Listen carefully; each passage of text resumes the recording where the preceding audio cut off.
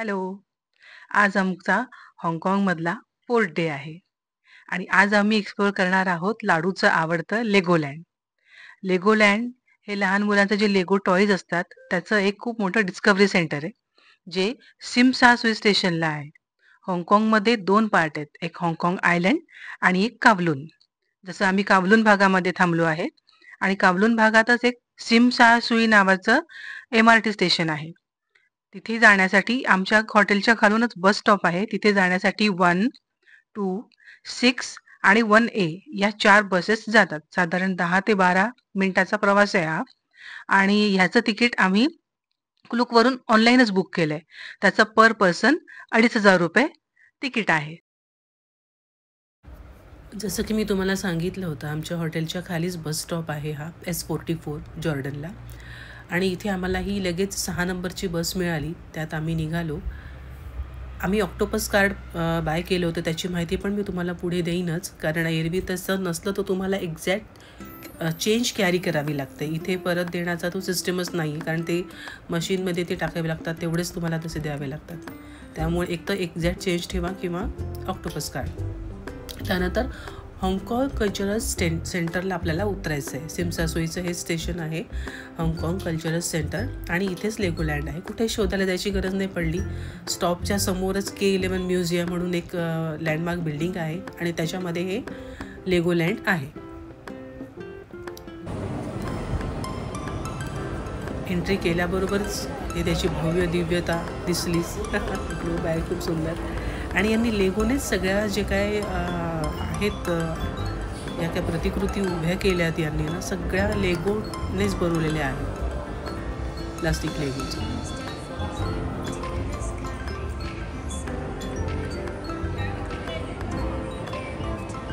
आपल्याला आपला time slot book करावा लागतो.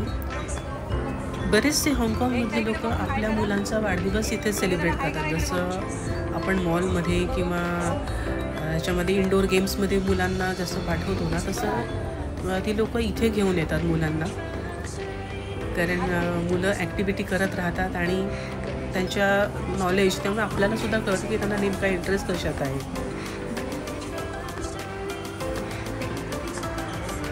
खाली येऊन आम्ही एक्झॅक्ट त्याच्या एंट्रन्सजवळ आलो, डिस्कव्हरी सेंटरच्या. बऱ्यापैकी गर्दी होती वीकडेज असून सुद्धा. हे तो जसं तुम्ही बघता, हे सगळे लेगोनेच बनवलेले आहेत, हे सगळे फिगर्स.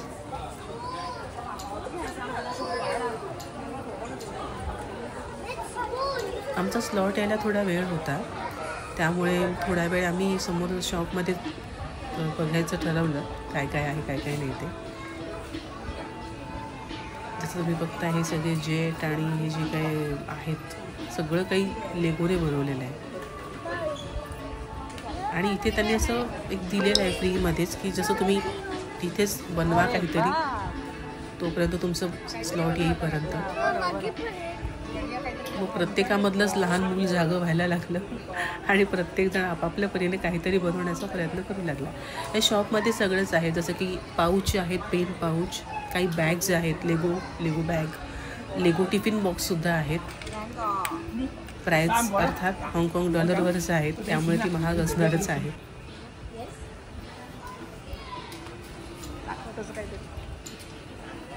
लाडू जाम खुश होता, कारण त्याचं फेवरेट होतं हे.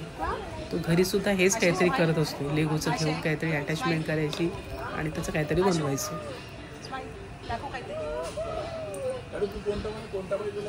आशू पण एक्सायटेड होती. जसं तुम्ही बघताय, हे मिल्क मगसुद्धा होते. टिफिन बॉक्स हा होता 50 हाँगकाँग डॉलर्स, म्हणजे ₹500. एक 0 वाढवून घ्यायचा म्हणजे हाँगकाँग डॉलर्सची आपल्याला एक्झॅक्ट येते कल्पना.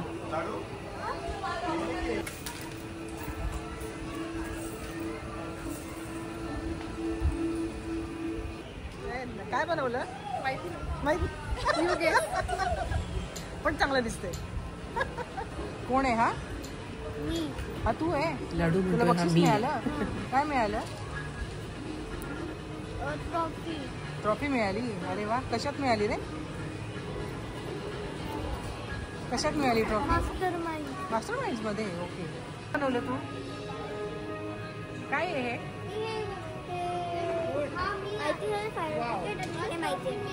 पण तू बनवलं. तू काय बनवलं?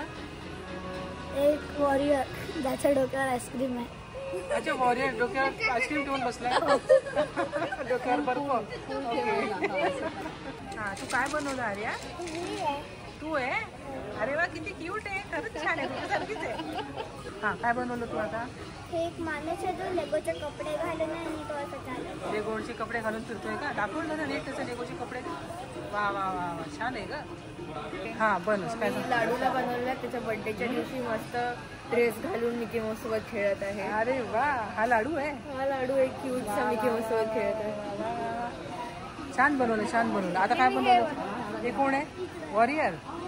वा वा वा.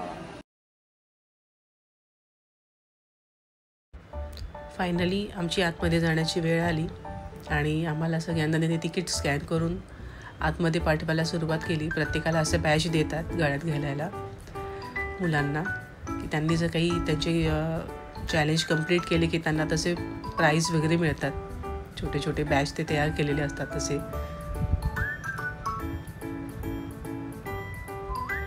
लाडू खूप एक्सायटेड होता सगळं दाखवण्यासाठी की आई हे बघ, हे सगळं लेगोने बनवलेलं आहे. हाँगकाँगमधले मेन जे अट्रॅक्शन्स होते ते सुद्धा त्यांनी ह्या लेगोनेच बनवलेले होते. आता आपण मघापासून म्हणतोय की लेगो काय? लेगो ॲक्च्युली हे एक डेन्मार्कची टॉय कंपनी आहे, प्लॅस्टिक टॉय कंपनी. आणि लेगो दानिश लँग्वेजमध्ये त्याचा अर्थ होतो लिडिक्ट, म्हणजे प्ले वेल, चांगलं खेळा असा त्याचा अर्थ होतो. असं म्हटलं जातं की लेगोची सुरुवात एका सुताराच्या कारखान्यात झाली ज्याचं नाव होतं ओले के क्रिस्टेन्सेन. 1932 साली याची सुरुवात झाली. तो सुतार काम करायचा, म्हणजे फर्निचर कार्पेंटर होता आणि काही लाकडी खेळणी बनवायचा. पण एका अपघातात त्याच्या त्या खेळण्यांच्या फॅक्टरीला आग लागली आणि त्याचं खूप मोठं नुकसान झालं. लाकडी असल्यामुळे ते सगळे खेळणी जळून गेली. तर मग त्यानंतर त्याच्या मुलाने ठरवलं की आपण आता याच्या आपल्या व्यवसायाला नवीन स्वरूप देऊया.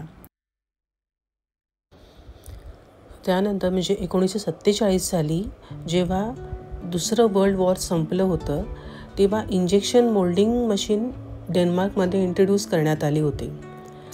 आणि क्रिस्टेन्सेनने सुद्धा ही इंजेक्शन मोल्डिंग मशीन बघितली आणि ती त्याच्या कंपनीमध्ये आणली, पण ती खेळणी बनवण्यासाठी त्याच वर्षी.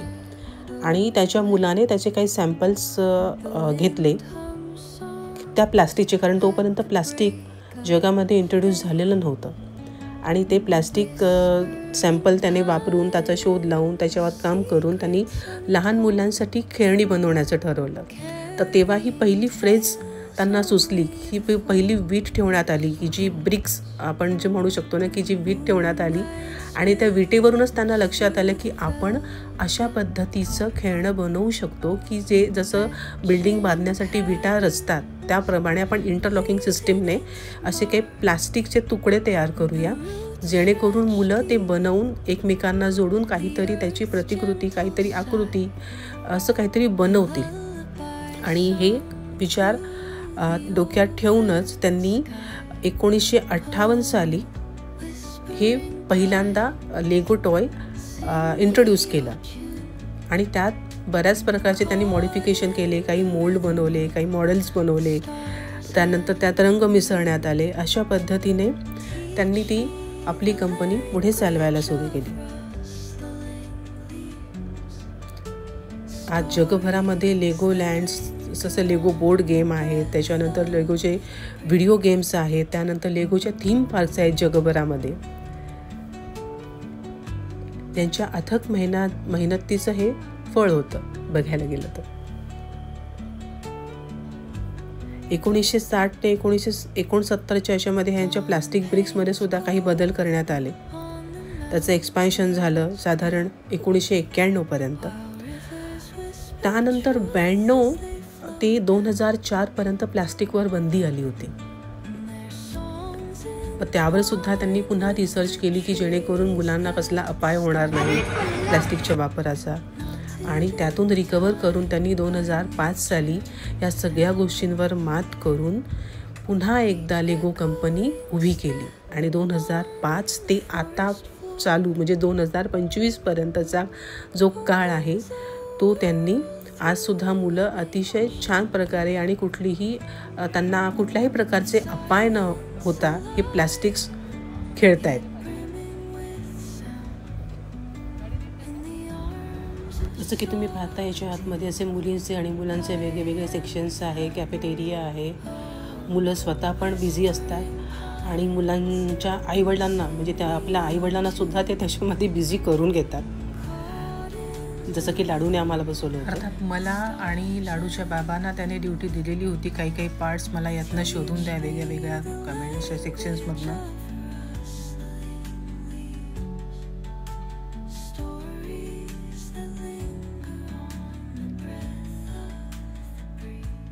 थोडंफार खेळण्यासाठी काही स्लाईड वगैरे पण आहेत इथे अगदी छोट्या छोट्या मुलांना.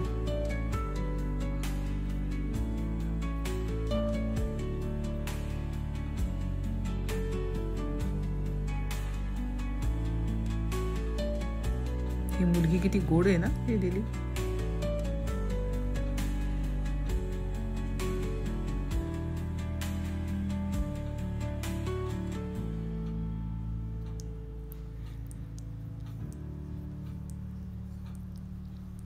हे खास करून मुलींसाठी सेक्शन आहे.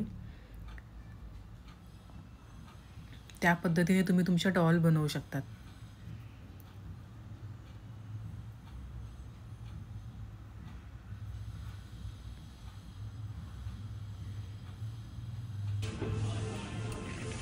आता हे एक मुलांना इन्फॉर्मेशन देण्यासाठी खूप चांगले की अर्थक्वेक आला, भूकंप आला तर कसं होणार, कसे बिल्डिंग तुमच्या पडणार.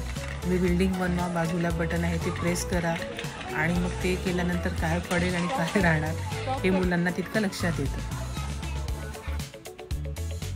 अर्थात खेळून भूक लागल्यानंतर रिफ्रेशमेंट सेक्शनसुद्धा आहे, कॉफी शॉप. तिथे तुम्हाला स्नॅक्स मिळून जाईल, कॉफी, काही छोटे मोठे स्नॅक्स, कोल्ड्रिंक्स वगैरे हे तुम्हाला मिळून जाईल इथे. जसं मी तुम्हाला मगाशी सांगितलं की बरेच हाँगकाँगमधले लोक त्यांच्या मुलांचा बर्थडे इथे सेलिब्रेट करतात.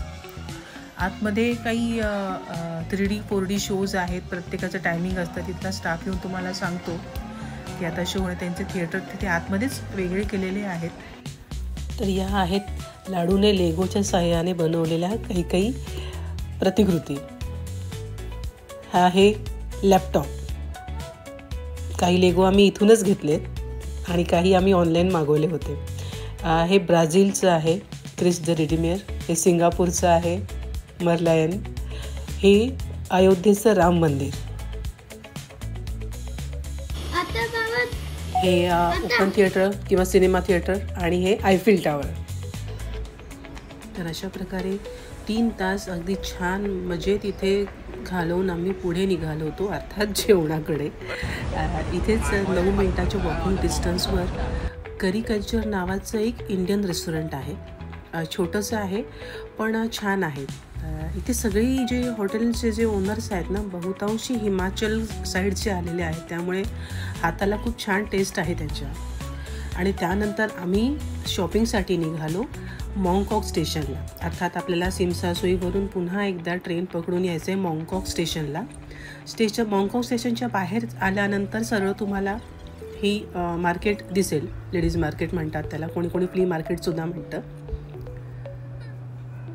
अर्थात तुमची बार्गेनिंगची स्किल आहे ती इथे छानपैकी पणाला लावा. इथे खूप छान पद्धतीने बार्गेनिंग होतं. वस्तूसुद्धा छान मिळतात, क्वालिटी चांगली आहे. आम्हीसुद्धा शॉपिंग केलं बऱ्यापैकी. स्कूल बॅग्स, गिफ्ट देण्यासाठी काही कपडे, त्याच्यानंतर मॅग्नेट्स वगैरे. परतीचा प्रवास जेव्हा सुरू झाला आमचा जॉर्डनकडे, तेव्हा ह्या काही ॲनिमीजच्या कॅरेक्टर आम्हाला दिसल्या. अर्थात हे कोण आहे मला आणि राजेशना दोघांना माहीत नव्हतं, कारण आम्ही दोघंही कार्टून किंवा डिस्नीचे जे काय आहे कॅरेक्टर्स नाही ओळखत.